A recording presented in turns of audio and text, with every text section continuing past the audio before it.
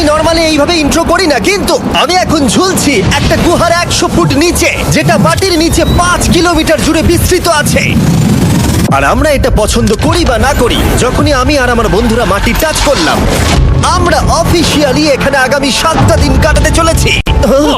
বাবারে, এটা আমার জীবনে করা সবথেকে ভয়ঙ্কর জিনিস। প্রথমত, আমাদের এখন এখান থেকে অনেকটা দূরে যেতে হবে। কেন? যদি ঝড় বৃষ্টি হয় তাহলে এই পুরো জায়গাটা জলে ভরে যেতে পারে, আর সমুদ্রের মতো ঢেউ এসে সবাইকে ভাসিয়ে নিয়ে যেতে পারে। সেই জন্য আমাদের আরো ভিতরে যেতে হবে একটা বেস ক্যাম্প বানানোর জন্য। ভাই এটা পুরো পাগলাম। এটা একটা অন্য জগৎ মনে হচ্ছে। এই কেভ এন্ট্রান্সটা হয়তো দেখতে সুন্দর, কিন্তু দেখে যা মনে হচ্ছে আসলে তা নয়। আর আমরা হয়তো জানি না যে আগামী 7টা দিন আমাদের জীবনের সব থেকে কঠিন সময় হতে চলেছে। সব থেকে বাজে ডিসিশন। ঠিক আছে, আর কিছুক্ষণের মধ্যেই অন্ধকার হতে চলেছে। ক্যাম্প না করলে আমরা বিপদে পড়বো। আমরা কোথায় যাচ্ছি সেটা কি বলবে? আমাদের ক্যাম্প সেটআপের জন্য একটা ফ্ল্যাট গ্রাউন্ড খুঁজতেই হবে। কেভের ভেতরে ঢোকার পরে আমরা এমন একটা জায়গা খুঁজে পেলাম যেটা অনেকটা উঁচুতে থাকায় আমরা জল থেকে সুরক্ষিত থাকতে পারবো। তার মানে এটা ক্যাম্পের জন্য পারফেক্ট। পারফেক্টটা একটু বেশি হয়ে গেল। মোটামুটি বলা যেতে পারে। ঠিক আছে, ক্যাম্পের জন্য মোটামুটি। প্রথম দিনের বাকিটা আমরা কাটিয়ে দিলাম আমাদের জিনিসপত্র আনতে। প্রত্যেকটা ব্যাগের ওজন প্রায় 80 পাউন্ড। আর যেমনটা তোমরা ফুটেজে দেখছো, আমরা এটা করতে 4 ঘন্টা লাগিয়ে দিলাম। এখান থেকে যাওয়া খুব কঠিন। তারপরে আমরা সবাই বেস ক্যাম্পে ফিরে গেলাম। ঠিক আছে, আমরা এখানে লাইট লাগিয়ে দিলাম। আমাদের সব জিনিসপত্র হোম বেসে চলে এসেছে। একটু ক্যামেরাটা ওদিকে দেখাবে? ওদিকটা কিন্তু ভয়ানক অন্ধকার, আর সবসময় এরকমই থাকবে। তাই আমরা ক্যাম্পিং গ্রাউন্ডের জন্য খুব বেশি কিছু করতে পারলাম না। কটা ফুটো করে দড়ি টাঙিয়ে দিলাম। এটা ধরো আর ওঠো দেখি। মনে হচ্ছে আমাদের হ্যামকগুলো ভালোই সাপোর্ট পাবে। আর তারপরে আমাদের সার্ভাইভাল গাইড জোয়ের সাহায্যে আমরা হ্যামক টাঙালাম। এই সরু দড়িটা আমার হ্যামকটাকে ধরে রাখবে। হ্যাঁ। ডিনার খেয়ে আমরা প্রথম রাত্রি ঠান্ডার জন্য তৈরি হলাম। আমি মিথ্যে কথা বলবো না, আমি যতটা ভেবেছিলাম তার থেকে এই হ্যামকটা অনেক বেশি কমফোর্টেবল। এই আমি তো আমার চমকেই হাতটা তো গেছিলাম। বড় কেন ভাই? এই কেভটা 2.5 কিলোমিটার ডিপ, আর আমরা এখন এন্ট্রান্সের কাছেই ক্যাম্পিং করছি। কাল আমরা অনেক কিছু এক্সপ্লোর করব। তোমরা কেমন ঘুমালে? ভয়ঙ্কর। ঘুমই হয়নি। এটা সত্যি একটা অস্বস্তিকর পরিবেশ। কেবের উপর থেকে অনবরত আমাদের উপরে জল পড়েই যাচ্ছিল, তাই উপরে একটা প্লাস্টিক চাপালাম, কিন্তু তাও আমাদের হ্যামকের উপরে জল পড়েই যাচ্ছিল। একটা আইডিয়া আছে, চলো শেল্টারগুলোকে ভালোভাবে তৈরি করি। আমার মনে হয় এই প্লাস্টিকগুলোকে জুড়ে দিলে আর জল পড়বে না। বাহ, তুমি তো জিনিয়াস। আমি শুধু একজন ইউটিউবারই নয়, ঠিক আছে? আমার হ্যামকটা এটার উপরে ঝুলছিল। মানে দেখো, আমি আরেকটু হলে হ্যামক থেকে নেমে পড়ে যেতাম। আর আমরা সেই সময় এটা বুঝতেই পারিনি যে এই গর্তটা প্রায় 40 ফুট গভীর। তাই যখন আমি আর শন প্লাস্টিকগুলোকে জুড়ছিলাম, তখন ম্যাক আর কার্ল এই গর্তটা কতটা ভয়ঙ্কর সেটা দেখতে গেল। আমার হ্যামকটা দেখতে পাচ্ছো? ওখানে আমি ঘুমোচ্ছিলাম। এদিকটা দেখো। আর যেহেতু এই কেভে সব একই রকম দেখতে, তাই আমাদেরকে ফলো করা অনেকটাই কঠিন ছিল। এই ম্যাপে তোমরা আমাদের হোম বেস দেখতে পারবে, আর দেখতে পারবে ওরা ওখান থেকে কত দূর হ্যাঁ, যাচ্ছে। এটা তো খুবই ভয়ঙ্কর। ভাই এটা পাগলামো। আর যখন ছেলেরা র্যান্ডমলি এক্সপ্লোর করছিল, তখন আমি আর শন ক্যাম্পে কাজ করছিলাম। এই স্লিপিং ব্যাগটা এখানে কেন পড়ে? কারণ এটার থেকে পিয়ের গন্ধ বেরোচ্ছে। ইয়া, এটার থেকে শেখা উচিত স্লিপিং ব্যাগ ভাড়া নিতে নেই। আমরা স্লিপিং ব্যাগ কেন ভাড়া আমি- নিয়েছি? কেন আমি আমরা জানি না। স্লিপিং ব্যাগগুলো কিনে আনতে পারলাম না? আর তারপরে আমরা এই দুটো প্লাস্টিককে জিপ টাই দিয়ে জুড়ে দিলাম। কিছু মনে করো না, এই দড়িটার উপরে আমার জীবন বাজি আছে। আর তখন ওইদিকে ম্যাক আর কার্ল তখন ওই গর্তের মধ্যে। ও মাই গড, ম্যাক! আর শেষ পর্যন্ত ওরা একদম নিচে পৌঁছে গেল। এই, আমি তো ভাবলাম সবাই ক্যাম্প নিয়ে কাজ করবে। আমরা শুধু দেখাচ্ছিলাম জায়গাটা কতটা ভয়ঙ্কর। না পড়লেই হবে, তোমাদের স্কিল নেই। আচ্ছা ঠিক আছে। আর যদিও ওদের এবার ফিরে আসা উচিত ছিল, কিন্তু কাল আর ম্যাক এটা কতটা গভীর সেটা দেখানোর চেষ্টা করলো। ভাই এটা দেখতে দারুণ লাগছে। তুমি কি নদীটাকে পার করতে পারবে? কিন্তু ওরা এটা জানে না যে এই রিভারটা এই কেভের গোটাটাই জুড়ে আছে। তার মানে এর মধ্যেও আমাদের কিছুটা সময় কাটাতে হতেই পারে। ওই তো ওরা এসে গেছে। এসো। তোমরা রান্না করে রেখেছো তো? হ্যাঁ, রান্না করেছি। ঠিক বলেছ। একটা নতুন বাড়ি, ঠিক বলেছি তো? একদম। এখন আমাদের একটা ছাদ আছে। আর এটা তো দারুণ। জিমি রান্না বেশ ভালোই আর করেছে। আমরা আমাদের ফায়ার পিটটাকে এই সুন্দর জায়গাটাতে নিয়ে এসেছি। জায়গাটা কেমন? বেশ গরম। আরামদায়ক। এই পাথরগুলো গরমটাকে ধরে রাখবে এবং ওপর থেকে যে পি পড়ছে সেগুলোকে আটকে দেবে। ওটা পি নয়। তাহলে ওটাকে কি বলবো? যদি জানি না, হয়তো বৃষ্টির জল হবে। না, এটা বৃষ্টি নয়, পাথর মানে ইয়ে তুমি- করছে। এই একটু উপরে দেখাও। তুমি মেঘ দেখতে পাচ্ছো? পাথর দেখা যাচ্ছে। এটা বৃষ্টি নয়, রক পি। Rock P. ঠিক আছে, রক পি। ঠিক আছে, এটা রক পি। আর একটা শুকনো রাত ঘুমিয়ে কাটাবার পরে আমরা ঠিক করলাম জো আমাদের সার্ভাইভাল এক্সপার্ট, তাকে নিয়ে আমরা কেভের শেষ প্রান্ত অব্দি যাব। Cave! Cave! Cave! Cave! Cave! দেখা যাক আমরা কেভের কতটা গভীরে যেতে পারি। তোমরা কিন্তু মনে রাখবে আমরা সবেমাত্র কেভের এন্ট্রান্সের দিকেই আছি, আর আমাদের ইচ্ছা এই কেভের শেষ প্রান্ত অব্দি যাওয়া, অবশ্যই না মরে গিয়ে। ও মাই গড, এটা তো খুবই স্টিফ। আরে এটা তো সবে শুরু। আমরা কেভের আরো গভীরে এসেছি। তোমরা সবাই সাবধানে আসবে। এটা খুবই ছোট জায়গা, আমার মনে হয় না এখান থেকে আমি যেতে পারবো। কেভ এক্সপ্লোরের ইন্টারেস্টিং জিনিসটা হলো যা হোক করে আমাদের এই ছোট্ট ফাঁকগুলোর মধ্য দিয়ে এগিয়ে যেতে হবে। ও মাই গড, খুব ছোট জায়গা। আর তারপরেই খুব বড় একটা জায়গা আসবে, সেটা এতটাই বড় যে কিছু না দেখতে পাওয়ার জন্য এটা করতে হলো। ও মাই গড। এবার আমি সব দেখতে পাচ্ছি, এটা দুর্দান্ত। এটার তো অনেক আলো।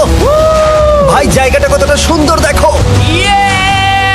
বাপরে কি আলো, আমি তো তাকাতেই পারছি না। আমি তো অন্ধ হয়ে যাব মনে হচ্ছে। এ বাবা, এটা কি হলো? আমরা বোধহয় ঠিক মতো এটাকে ব্যবহার করতে জানতামই না। চলো এগিয়ে যাই। আর তাই আমরা এগোতে থাকলাম। এই যে এই জায়গাগুলো, এগুলো খুব ভালো ধরার এখানে? জায়গা। এগুলো ধরে এখান থেকে পা ঘুরিয়ে চলে আসতে পারবে। এইভাবে কি? একদম পারফেক্ট। জো সব থেকে ভালো কেভ গাইড। এভাবে কেউ গাইড করতে পারবে না। ঠিক আছে, এইবার ব্যাপারটা ইন্টারেস্টিং হবে। কি? এটা কি? এখান থেকে আমাদের ওয়েট শুট পরে সাঁতার কেটে যেতে হবে। গতকাল ম্যাক আর কার্ল এটা নিয়ে মজা করছিল, কিন্তু এই কেভে আমাদের পরের অ্যাডভেঞ্চারটা ছিল একটা প্রায় জমে যাওয়া নদীর মধ্যে। ও মাই গড, এটা তো পাগলামি! তার মানে আমাদের ওয়েট শুট পড়তেই হবে যাতে আমাদের হাইপোথার্মিয়া না হয়। আমরা এটা কেন করছি? এই এক্সপেরিয়েন্সটা তো জীবনে একবারই হবে। কি? এটা করলে হয়তো আর নাও বেঁচে থাকতে পারি। আমাদের এই কেভের শেষে পৌঁছতে হলে আমাদের এই নদীর মধ্য দিয়ে, এই ছোট্ট ফাঁকগুলোর মধ্য দিয়ে সাবধানে ধীরে ধীরে এগিয়ে যেতে হবে। আস্তে আস্তে নামো, স্রোতের কারণে পা পেছনে টানতে পারে। ঠিক আছে, আমি তাহলে নামছি। তুমি ওই দেয়ালগুলো ধরে ধরে এগোতে থাকো আস্তে এটা তো আস্তে। খুব ঠান্ডা। তুমি পারবে জিমি। জানি না এখানে ঢুকতে পারবো কি না। জিমি, এবার তুমি জল থেকে উঠে দাঁড়িয়ে পড়ো। এটা সত্যি একটা পাগলামি। এখানে কি ঠান্ডা! যখন তোমরা খুব ঠান্ডা জলের মধ্যে থাকবে তখন একটা পাথরকে ধরে এগিয়ে চলা খুব কঠিন হবে। ও মাই গড, এটা সত্যি পাগলামি। ম্যাক, গড, চলে আসো। আমার ভয় লাগছে। চলো চলো, পারবে। ভাই। এগোতে থাকো, পেছন দিকে তাকিও না। একবার দেখো আমরা কি করছি। কিন্তু এই বাধাগুলো এতটা কঠিন ছিল না সামনে যা আসতে চলেছিল তার তুলনায়। আমরা পেরেছি। কেভ কেভ কেভ এই, একটা কথা শোনো, আমরা 10% আসিনি। তার মানে এখনো আমরা শুধুমাত্র সার্ফেসেই রয়েছি, আর শেষ প্রান্তে পৌঁছতে হলে আমাদেরকে আরো 2 কিলোমিটার যেতে হবে। যেরকম তোমরা দেখতে পাচ্ছ এখানে 24/7 বৃষ্টি হয়, তাই আমি একটা আড্ডা মারার জায়গা তৈরি করেছি যেখানে আমরা কেউ ভিজবো না। আমি ভাবছি আমি যদি এটা না বানাতাম তাহলে কি হতো। আমি নিশ্চিত যে ওদের একটা ভেজা পাথরের উপর শুতে হতো। আমাদের ক্রমাগত এগিয়ে যেতে হবে এবং শরীরটাকে ভিজে রাখতে হবে। ঠিক আছে। নইলে আমাদের শরীরের তাপমাত্রা কমে যাবে। এটা কঠিন কেন?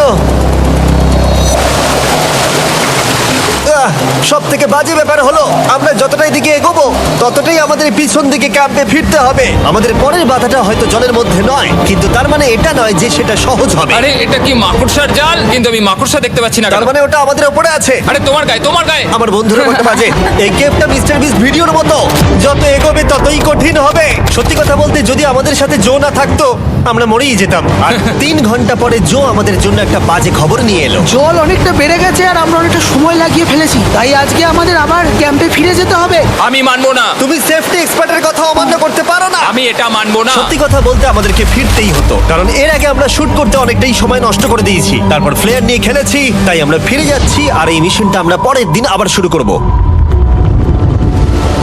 শন, আমরা এসে গেছি। আরে তুমি এখানে কি করছিলে? এখন তোমরা কেউ ভিজবে না। আমি তো জানতামই না এই লাইটগুলো আমরা এনেছি। এগুলো দারুণ লাগছে তাই না? দুঃখের বিষয় আজকে আমরা মাত্র 20% এগোতে পেরেছি, কিন্তু বিশ্বাস করো আমরা শেষ পর্যন্ত অবশ্যই যাব আগামী কয়েকদিনের মধ্যেই। আমার মনে হয় না। কোনোদিনই হবে না। আমি তো বললাম। আমরা ডে 4টা রেস্ট নেব আর ডে 5-এ চেষ্টা করব এই কেভের শেষ অবধি যাবার। দেখা যাক কি হয়। ডে 3-তে মজা হলো, কালকে আবার দেখা হচ্ছে। আর কেভের ভিতরে 3টে খুব বাজে রাত কাটাবার পরে পরের দিন সকালে আমাদের মাথায় শুধু একটাই কথা আসছিল, আমার একটা হট শাওয়ার চাই, তবে আমি এখন একটু শান্তি পাবো। ও এখন শাওয়ার পেলে কিন্তু দারুণ হয়। আমি চান করিনি প্রায় 3-4 দিন হয়ে গেল। তোমরা নিশ্চয়ই জানো কেভের মধ্যে শাওয়ার করা সম্ভব নয়। আমাদের অনেকটা পথ হেঁটে সাবধানে আগের রিভার বেডের কাছে পৌঁছতে হলো। ও মাই গড!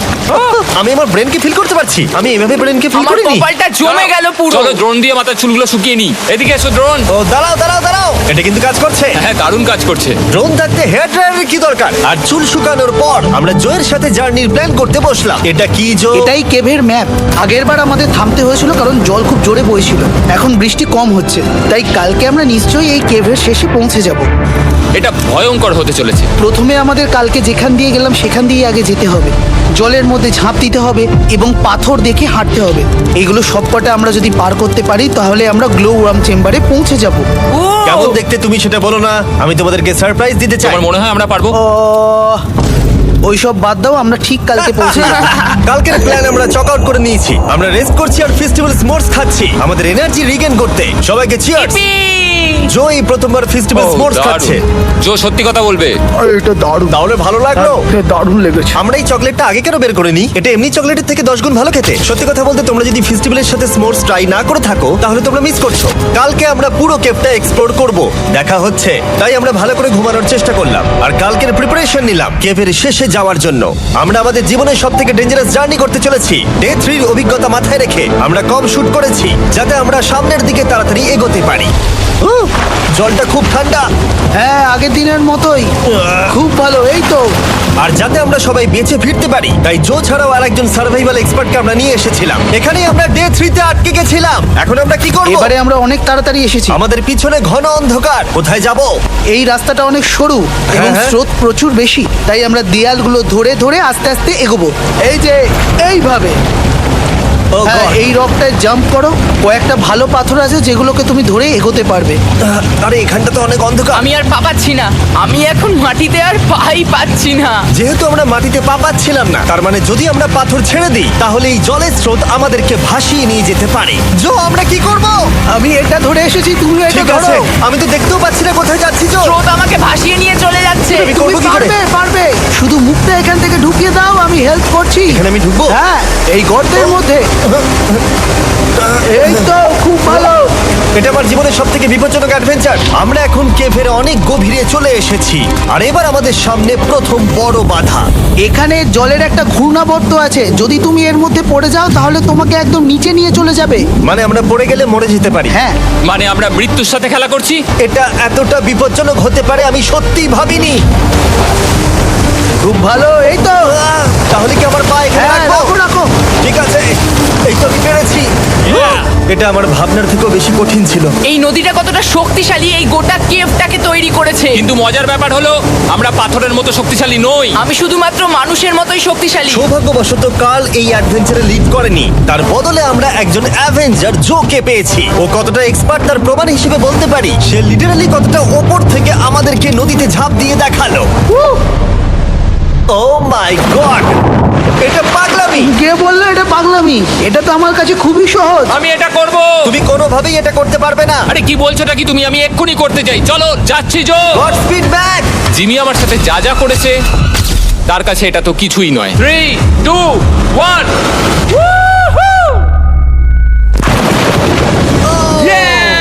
তুমি করবে? না, আমরা না এগুলো শেষ পর্যন্ত যেতে পারবো না। ও মাই গড, আমাদের নিচের দিকে যেতে হবে। আমরা সবসময় স্রোতের উল্টো দিকে কেন যাই? এখন শুধু আমি ভেসে ভেসেই যেতে পারবো, আর কিছু না। এই জলের তলায় অনেক ধারালো পাথর আছে, তোমরা সেগুলোকে দেখতে পাবে না, তাই সাবধানে পা ফেলবে। ও মাই গড, আবার এটা গভীর আরে হচ্ছে। আমার পা তো কিছুর উপরে রাখতে হবে। ছোট পাথরগুলোই একমাত্র বাধা ছিল না, মনে হচ্ছে আমাদের প্রতিটা পদক্ষেপে। ও ভাই, আমি কিচ্ছু দেখতে পাচ্ছি না। এটা খুব ভয়ঙ্কর। কেভটা আরো অন্ধকার হয়ে আসছিল এবং আরো সরু।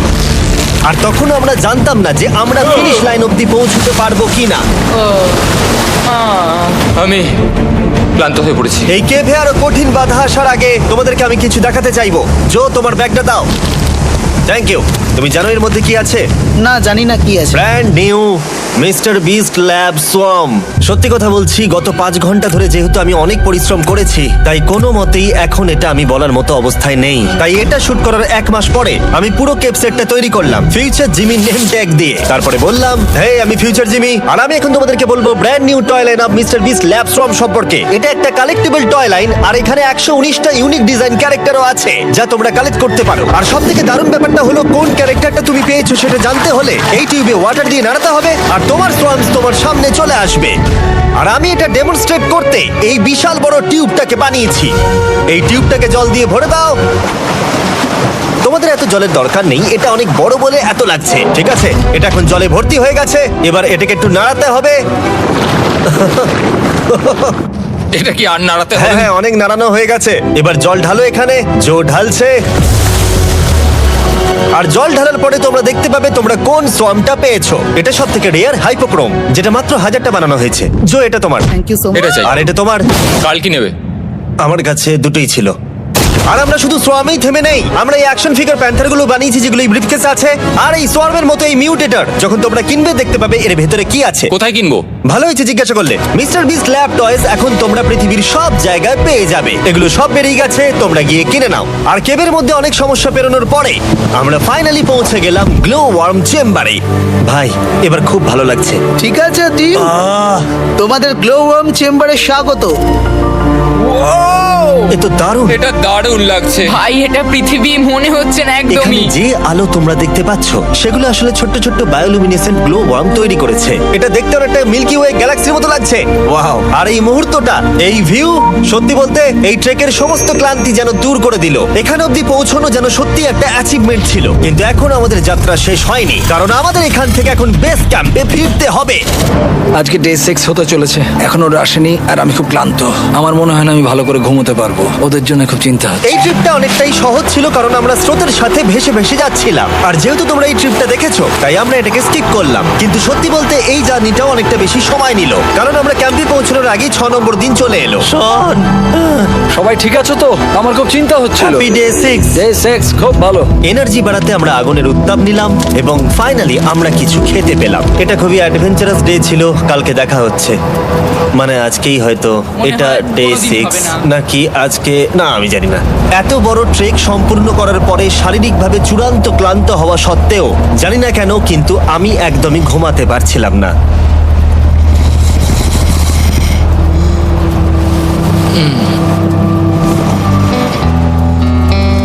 আমি 7 দিন সলিটারি কনফাইনমেন্টে কাটিয়েছি, কবরে কাটিয়েছি, 7 দিন রাফটে থেকেছি। কিন্তু সত্যি কথা বলতে এটা সবার থেকে বেশি কঠিন ছিল, কারণ সব সময় ভিজে, ঠান্ডা, প্রত্যেক মুহূর্তে এই পাথরগুলো শরীরে ব্যথা দিচ্ছে। বেশিরভাগ সময়টাই এই কেপটা দুঃস্বপ্নের মতো ছিল। কিন্তু তোমার আর আমার মধ্যে জিমি! ইয়ো!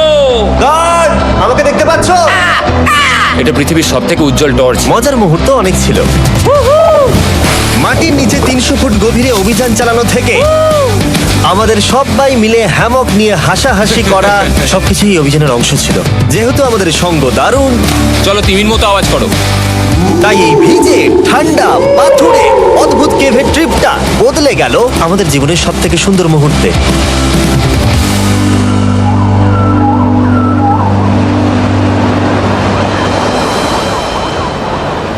আমরা এখান থেকে যাব না যতক্ষণ না সবকিছু তোলা হচ্ছে। আর আমি সবকিছু বলেছি মানে সবকিছুই। চলো এবার বেরোনো যাক। আর যখন আমরা মাউথ কেভে আবার ফিরে এলাম, ভাই ওপরটা দেখতে দারুণ লাগছে। তখন জোয়ের জন্য একটা সারপ্রাইজ ছিল। বেরোনোর আগে জো, আমরা তোমার কাছে কৃতজ্ঞ। তাই এই নাও $50,000 নিউজিল্যান্ড ডলার, 10,000 করে প্রত্যেক জনের প্রাণ বাঁচানোর জন্য। Oh my god, thank you so much Jimmy. Thank you Joe. Love you, Joel! এবার আমাদের সব কাজ হয়ে গেছে, চলো বেরোনো যাক। 7টা দিন পরে আমরা ফাইনালি এখান থেকে বেরোচ্ছি।